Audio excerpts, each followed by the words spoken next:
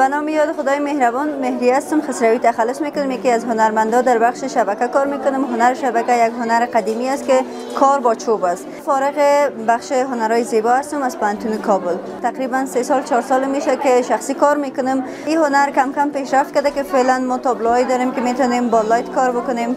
تابلوهایی است که همراه با تکسچر کار میکنیم. یعنی کم کم تونستیم در این راه پیشرفت داشته باشیم.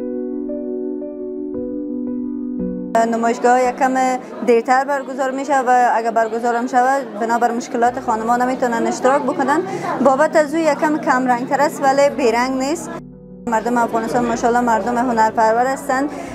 هم تشویق میکنن و گاهن خریداری هم میکنن و همین که خودشان تشویق میکنن یک دید مثبت به هنر دارن. بیشتر کوشش میکنیم که حداقل از ساحه هنر غم و درد و اندوه دورتر داشته باشه. هدف ما خب فعلا این است بتونم در این زمینه دخترای دیگه هم وارد کار بسازم، دخترایی که به هنر علاقه دارن و از این طریق بتونن که افغانستان به جهان خوب معرفی بکنن. خوبی برای من است که بعضی وقت میبینم که حتی شاگردای مزمکه ده خوبتر کار میکنن و این برای من انرژی مثبت میده که ما تونستیم بر از اونا خوبتر یاد بتونیم تا اونا بهتر کار بکنن. گفتنی من به دخترای افغانستان این است که هیچ زمان همتتان از دست ندین.